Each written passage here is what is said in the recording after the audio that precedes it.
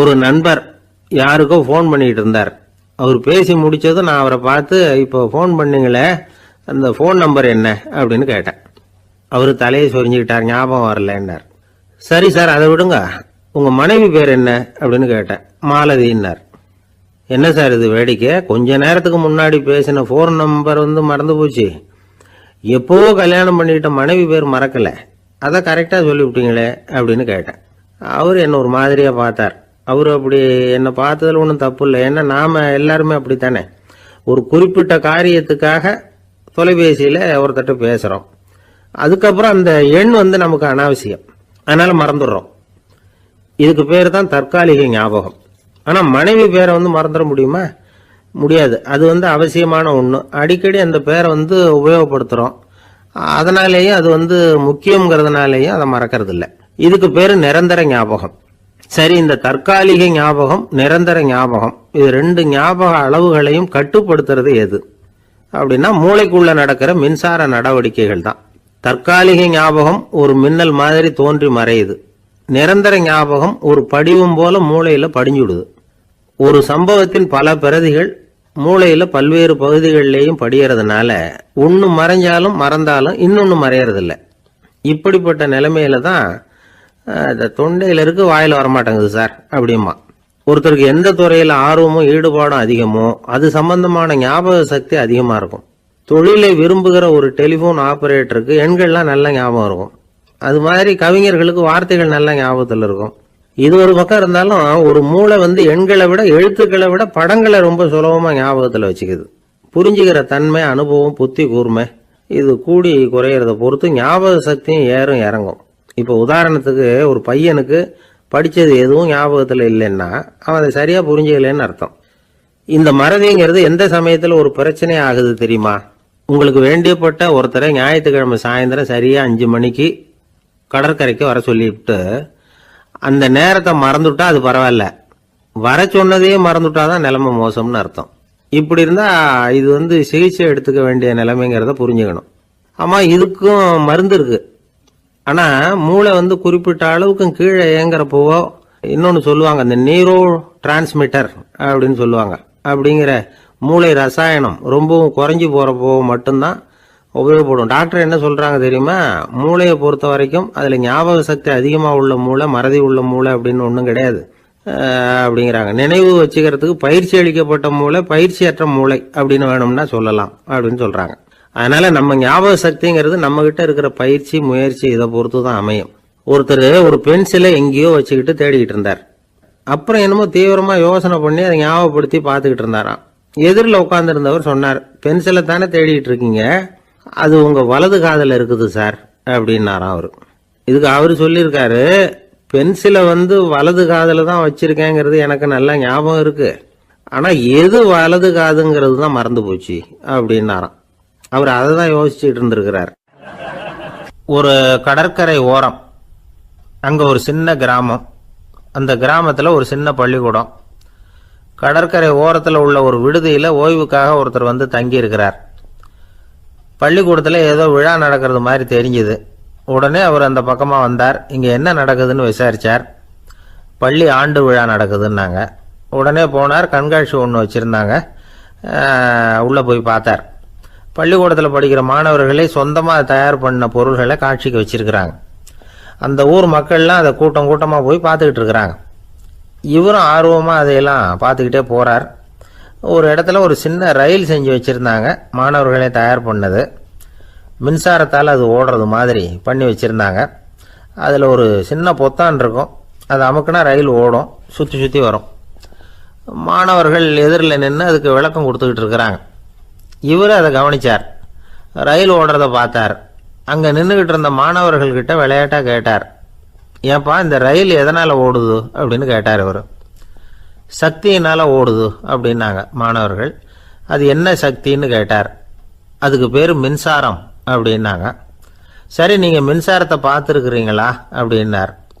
நாங்கள் பார்த்தது இல்லைங்க, ஆனால் இதை செய்யறதுக்கு எங்களுக்கு உதவி பண்ண ஆசிரியர் ஒரு பட்டதாரி, ஒரு கால் அவர் பார்த்துருக்கலாம் அப்படின்னாங்க. அவர் எங்கே இருக்காருன்னு கேட்டார். இதோ அழைச்சிட்டு வர்றோம்னு ஓடினாங்க. அவர் அழைச்சிட்டு வந்தாங்க. அவர்கிட்ட ஒரு பெரியவர் கேட்டார், மின்சாரத்தை நீங்கள் பார்த்துருக்குறீங்களா? அப்படின்னு. மின்சாரத்தை பார்க்கறதாவது நான் பார்த்ததே இல்லை. நான் பார்த்தது அது செயல்படுற விதத்தை தான். அது விளக்கை எரிய வைக்குது, ரயிலை ஓட வைக்குது, இது மாதிரி எத்தனையோ எந்திரங்களை செயல்பட வைக்குது. ஆனால் உண்மையிலேயே அது என்னன்னு எனக்கு தெரியாது. ஒருவேளை இந்த பள்ளிக்கூடத்து தலைமை ஆசிரியருக்கு தெரிஞ்சிருக்கலாம், ஏன்னா அவர் ஒரு மேல்நிலை பட்டதாரி அப்படின்னாராம் அவர். சரின்னு போய் தலைமை ஆசிரியரை கூப்பிட்டுக்கிட்டு வந்தாங்க. அவர்கிட்டையும் இதே கேள்வி கேட்டாராம் அவர். மன்னிக்கணும், இந்த கேள்வி இதுவரைக்கும் யாரும் என்கிட்ட கேட்டதில்லை. சக்தியை யாரும் பார்க்க முடியாது, ஆனால் அது செயல்படும் விதத்தை தான் பார்க்க முடியும் அப்படின்னாராம் அவர். இப்போ இதுவரைக்கும் கேட்டுக்கிட்டு இருந்த பெரியவர் சிரித்தார். சிரிச்சுட்டு சொன்னாராம், சரி, அதுக்காக ஒன்றும் கவலைப்படாதீங்க, என்னுடைய பெயர் தாமஸ் ஆல்வா எடிசன் அப்படின்னாராம். இதை கேட்டதும் அங்கே இருந்தவங்களுக்கெல்லாம் அதிர்ச்சி, ஆச்சரியம். என்னது, நீங்கள் தானா எடிசன்? நீங்கள் எவ்வளவு மின்சார கருவிகளை உண்டாக்கி இருக்கிறீங்க, நீங்களா இந்த கேள்வியை கேட்டது அப்படின்னாங்களாம். ஆமாம், நான் தான் கேட்குறேன், ஏன்னா நானே மின்சாரத்தை பார்த்தது கிடையாது அப்படின்னாராம் அவர். அன்புங்கிறது இப்படிப்பட்டது தான்ங்கிறார் ஓஷோ. அன்புங்கிறது நம்ம உடற்கூறு அமைப்பில் இல்லை, அது நம்ம உடம்புல உள்ள சுத்த சக்தியின் வெளிப்பாடு. அதை உணரத்தான் முடியுமே தவிர பார்க்க முடியாது.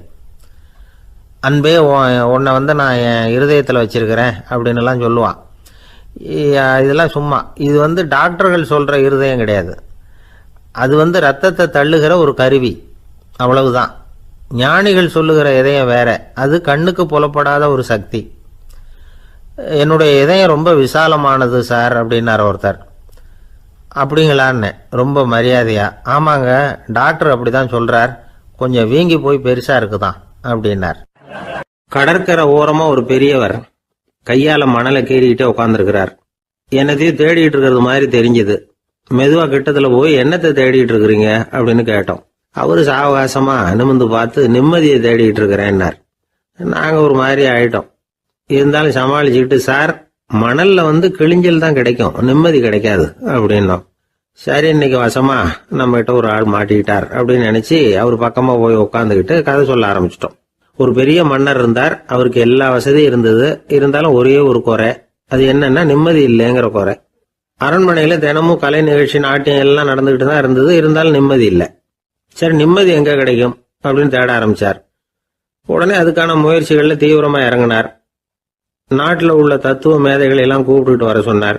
எல்லாரும் சேர்ந்தாங்க. அவங்கள பார்த்து நிம்மதி எங்க இருக்குது அப்படின்னு விசாரிச்சார். அவங்களுக்கு அது தெரிஞ்சா ஏன் இப்படி ராஜா முன்னாடி நின்றுட்டு இருக்க போறாங்க? ராஜாவோட கேள்விக்கு ஒவ்வொருத்தரும் ஒவ்வொரு மாதிரி விளக்கம் கொடுக்க ஆரம்பிச்சிட்டாங்க. எந்த பதிலும் ராஜாவுக்கு திருப்தி அளிக்கக்கூடிய அளவுக்கு இல்லை. சரி, போயிட்டு வாங்கன்னு சொல்லி அவங்கள எல்லாம் அனுப்பி வச்சுட்டார். ஒரு நாள் அவர் மாளிகையில உப்பருகையில நின்றுட்டு இருக்கிறார். அந்த சமயத்துல தெருவுல ஒரு பிச்சைக்காரன் ரொம்ப உல்லாசமா பாட்டு பாடிக்கிட்டே போய்கிட்டு இருக்கிறான். குரல்ல ஒரு சந்தோஷம், நடையில ஒரு மிடுக்கு. அவங்ககிட்ட கொஞ்சம் கூட கவலை இருக்கிறதா தெரியல. உடனே ராஜா அதை பார்த்தார். ஏவலாளிகளை கைதட்டி கூப்பிட்டார். உடனே ஓடி போய் அந்த பிச்சைக்காரனை இங்க அழைச்சிட்டு வாங்கன்னு உத்தரவு போட்டார்.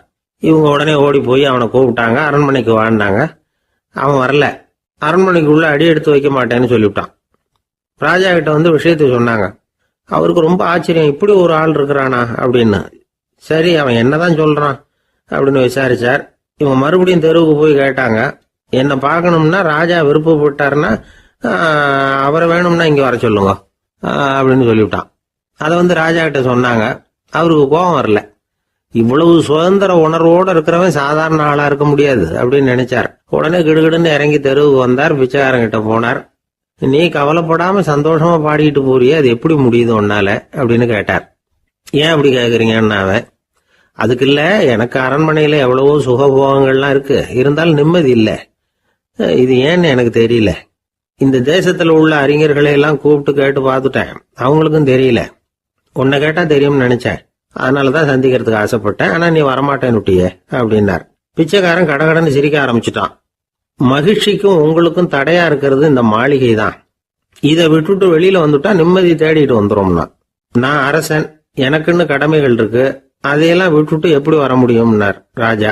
ரெண்டும் ஒரே நேரத்துல கிடைக்கணுங்கிறது முடியாத காரியம். உங்க சுகபோகத்துக்கு விலையாதான் உங்க நிம்மதியை கொடுத்துக்கிட்டு இருக்கிறீங்க. என்ன பாருங்க, என்கிட்ட எதுவும் இல்லை, அதனால எதுவும் போயிடுமோங்கிற பயமும் இல்லை, நிம்மதியா இருக்கிறேன் அப்படின்னா அவன்.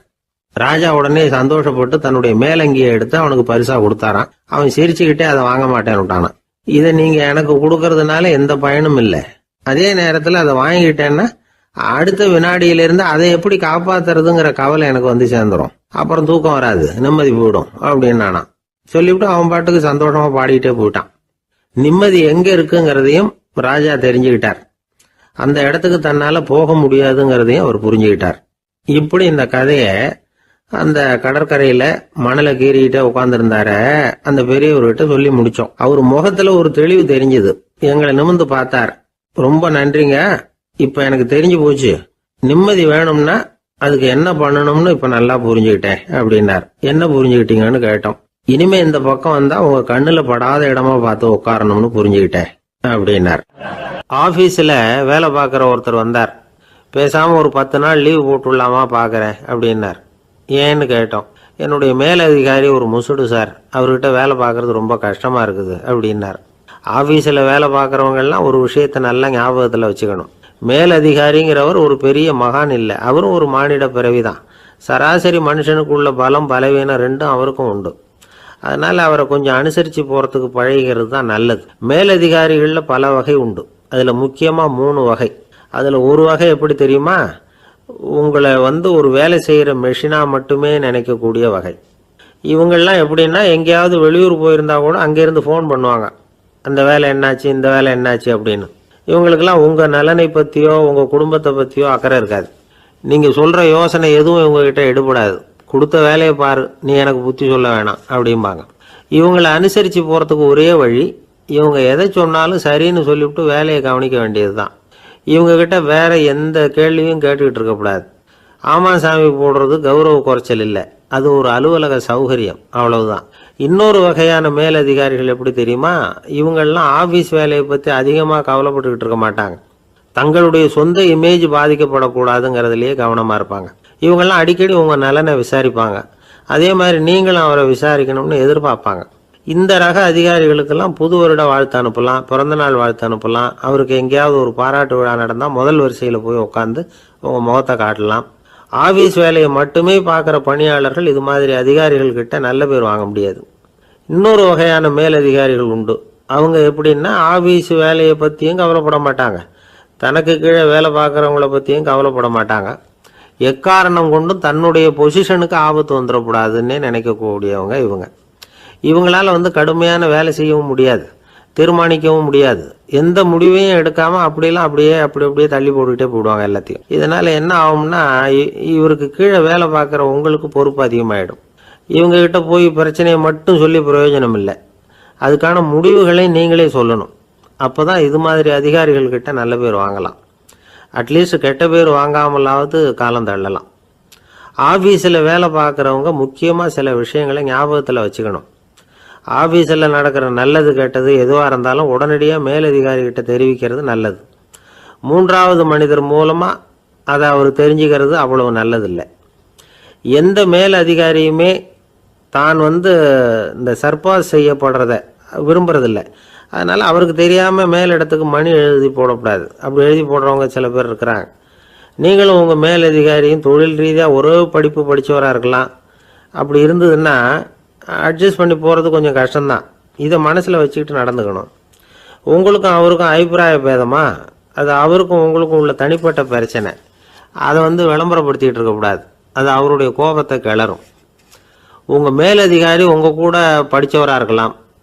அதுக்காக அவர் எல்லாருக்கும் முன்னாடி அடைய கிச்சாமி எப்படிடா இருக்க அப்படின்லாம் கேட்டுக்கிட்டு இருக்கக்கூடாது. பொதுவாக யாரும் அதை விரும்புறதில்லை. இவ்வளவையும் உங்கள் மனசில் வச்சுக்கிட்டு கொஞ்சம் சாமர்த்தியமாக நடந்துக்கிட்டீங்கன்னா ஆஃபீஸ் உங்களுக்கு அவஸ்தையாக இருக்காது, ஆனந்தமாக இருக்கும். ஒரு மேலதிகாரி தன்கிட்ட வேலை பார்க்குற ஒருத்தரை பற்றி ரொம்ப பெருமையாக சொன்னாராம். எங்கள் ஆஃபீஸில் எவ்வளவோ பேர் வேலை பார்க்குறாங்க, எல்லாரும் தினமும் ஏதாவது பிரச்சனைகளை சொல்லிகிட்டு இருப்பாங்க. ஆனால் இவர் ஒருத்தர் மட்டும்தான் இது வரைக்கும் என்கிட்ட எந்த பிரச்சனையும் சொன்னதே இல்லை. அவர் பாட்டுக்கு வருவார், வேலை பார்ப்பார், போயிடுவார் அப்படின்னாராம். நான் உடனே அவ்வளவு பெருமைக்குரிய அந்த ஊழியரை பார்த்து கேட்டேன், ஏன்பா உன்னுடைய மேலதிகாரிகிட்ட நீ எந்த பிரச்சனையும் கொண்டுகிட்டு போகிறதே இல்லையாமே அப்படின்னு கேட்டேன். அதுக்கு அவர் சொல்கிறாரு, ஆமாங்க, அது ஏன்னா அவரால் எந்த பிரச்சனையுமே தீர்க்க முடியாதுங்கிறது எனக்கு நல்லா தெரியும், அதனால் அப்படி செய்கிறேன், வேற ஒன்றும் இல்லை.